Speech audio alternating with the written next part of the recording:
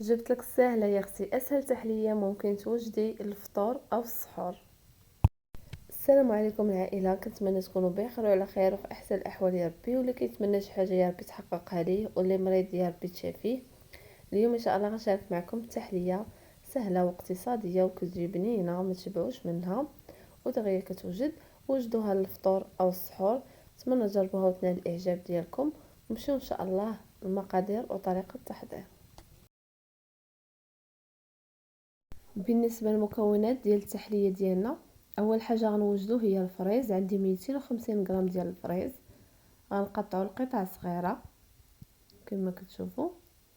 تحليه سهله دغيا كتوجد وكتجي زوينه، توجدوها للفطور ديالكم ولا السحور. الا جربتوها غتعجبكم وما غتبقاوش تستغناو عليها. صافي انا هنايا غنقطع الفريز ديالي كامل لقطع صغيره ومن بعد ارجع معكم.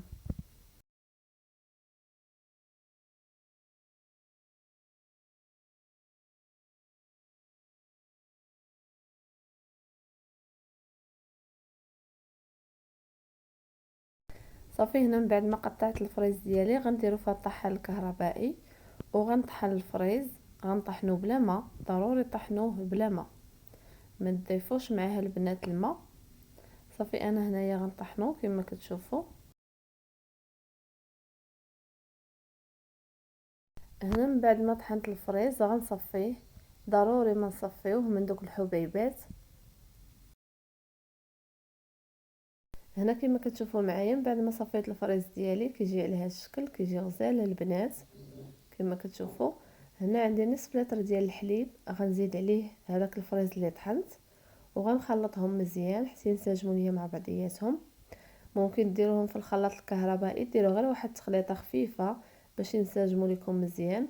انا استعملت هنا غير الفوي. صافي من بعد ما خلطتهم غنزيد عليهم باقي المكونات. دابا غنزيد السنيده. بالنسبه للسنيده على حسب الذوق ديالكم، انا استعملت 3 المعالق مع مرنش ديال السنيده، وغنزيد ساشي ديال الفاني.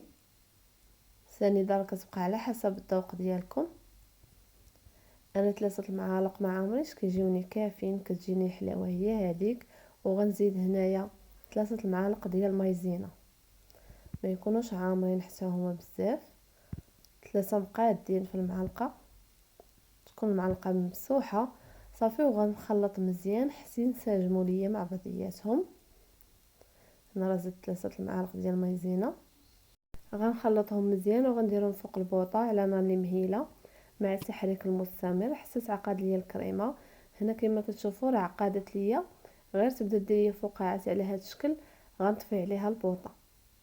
هنا كما كتشوفوا معايا خديت هاد الكيسان، هما اللي غنقدم فيهم التحليه ديالي. نتوما قدموها فاش ما بغيتو. شوفوا الشكل ديالهم. انا هنايا عندي 4 الكيسان، ولكن غنستعمل غير 3 ديال الكيسان. غندير التحليه ديالي في الكيسان. هنايا راه عمرت الكيسان مزيان، قول ما عمرتهمش مزيان غندير 4 الكيسان، ولكن غير 3 راه كافيين.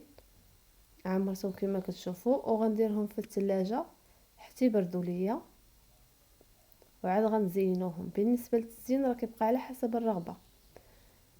كما كتشوفوا الشكل ديال التحليه ديالنا قبل ما نزينوها. من بعد ما بردات التحليه راه دغيا كتبرد وخرجتها من الثلاجه. دابا غندوز باش نزينها. بالنسبه للتزيين راه كيبقى على حسب الرغبه ديالكم. انا هنا غنزين بالفريز. صافي هنا قطعت الفريز ديالي كما كتشوفوا على هذا الشكل وغنحطها وسط التحليه. انا غنزين التحليه ديالي ومن بعد عاد نرجع معكم باش تشوفوا الشكل النهائي.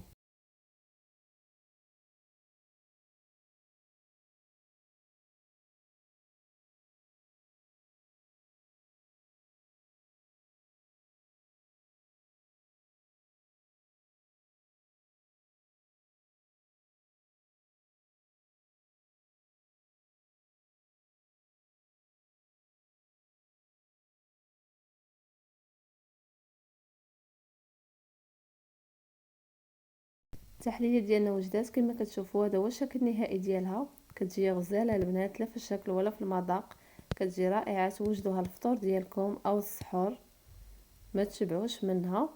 هنايا غنوريكم القوام ديالها كيفاش كتجي رائعه البنات. هذا هو القوام ديالها. نتمنى تجربوها وتنال الاعجاب ديالكم، وما تنساوش ديروا لايك وتبارطاجيو الفيديو مع الاهل والاصدقاء ديالكم، وخليو لي تعليق للتشجيع فضلا وليس امرا. واللي ما مشتركش في القناه يشترك في القناه باش يوصلكم كل جديد. ونتلاقاو ان شاء الله في فيديو جديد مع وصفه جديده.